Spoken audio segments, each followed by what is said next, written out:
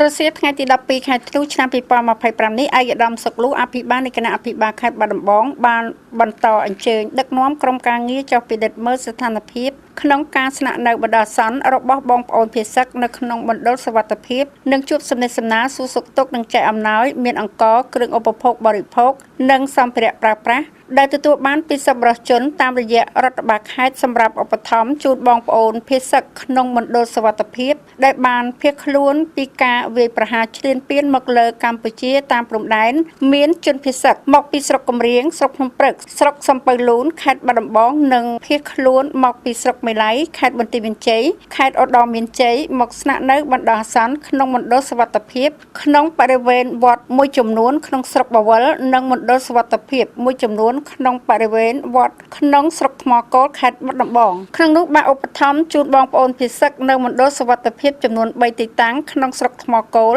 និងចំនួន2ទីតាំងនៅមណ្ឌលសុវត្ថិភាពស្រុកបាវិលខេត្តបាត់ដំបងក្នុងឱកាសនោះដែរឯកឧត្តមសុកលូអភិបាលខេត្តបាត់ដំបងបានមានប្រសាសន៍ថាដោយសារការបង្កសង្គ្រាមឈ្លានពានពីយោធាថៃធ្វើឲ្យយើងទាំងអស់គ្នាជួបការលំបាកត្រូវភៀសខ្លួនចាក់ចោលផ្ទះសម្បែងមកស្នាក់នៅបណ្ដោះអាសន្នក្នុងមណ្ឌលសុវត្ថិភាពទោះបីជួបនឹងការលំបាកក្តីសូមបងប្អូនពុកម៉ែអ៊ំពូមីងសូមមានអំណត់អត់ធ្មត់ព្រោះនៅក្នុងមណ្ឌលសុវត្ថិភាពនេះគឺវាមិនស្រួលដោយការរស់នៅក្នុងផ្ទះសម្បែងរបស់ខ្លួននោះឡើយដូច្នេះសូមមានការអធិស្ឋានគ្នាទៅវិញទៅមកនិងសូមយោគយល់ផងដែរបើមានការខ្វះខាតក្តីតែទោះជាយ៉ាងណារដ្ឋបាលខេត្តនិងអាជ្ញាធរស្រុកនឹងខិតខំគៀងគររកជំនួយពីសប្បុរសជនទាំងក្នុងស្រុកនិងក្រៅស្រុកដើម្បីយកមកជួយដល់បងប្អូនភាគិហើយនៅពេលសហភាពការនៅតាមបន្ទាត់ព្រំដែនមានសភាពស្ងប់ស្ងាត់និងមានសុខសុវត្ថិភាពទៅឲ្យបងប្អូនពុកម៉ែវិលត្រឡប់ទៅលំនៅឋានវិញឯកឧត្តមបានថ្លែងឲ្យដឹងផងដែរថាគិតត្រឹមរសៀលថ្ងៃទី12ខែធ្នូឆ្នាំ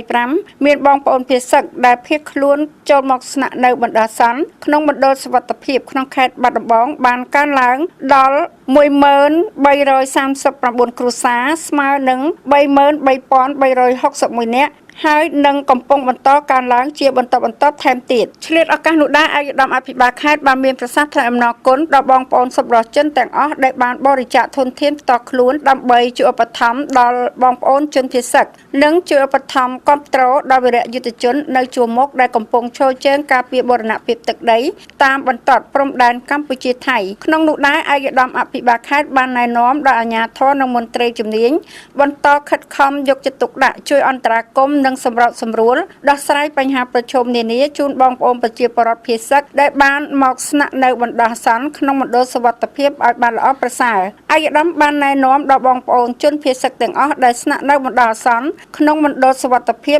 ត្រូវចេះគោរពស្រឡាញ់គ្នាក្នុងគ្រាលំបាកដើម្បីរស់នៅបានសុខសាន្តមានសាមគ្គីភាពល្អចេះជួយគ្នាទៅវិញទៅមកដើម្បីរួមរស់ជាមួយគ្នាបានសុខសុវត្ថិភាពក្នុងទីតាំងមណ្ឌលសុវត្ថិភាពនេះនិងសូមចូលរួមជួយរក្សាអនាម័យបរិស្ថានគឺហូបស្អាតផឹកស្អាតរស់នៅស្អាតនិងសូមរក្សាការពារសម្បត្តិដែលមានតម្លៃរបស់ខ្លួនសូមជឿជាក់លើការដឹកនាំរបស់រាជរដ្ឋាភិបាលកម្ពុជាដែលមានសម្ដេចមហាបវរធិបតីហ៊ុនម៉ាណែតជានាយករដ្ឋមន្ត្រីសម្ដេចអគ្គមហាសេនាបតីតេជោហ៊ុនសែនប្រធានព្រឹទ្ធសភាក្នុងការដោះស្រាយបញ្ហាជម្លោះព្រំដែនជាមួយសត្រូវឈ្លានពាននិងសូមជូនពរពុកម៉ែបងប្អូនទាំងអស់ប្រកបដោយពុទ្ធិពរ4ប្រការអាយុវណ្ណៈសុខៈពលៈកំបីឃ្លៀងឃ្លាតឡើយ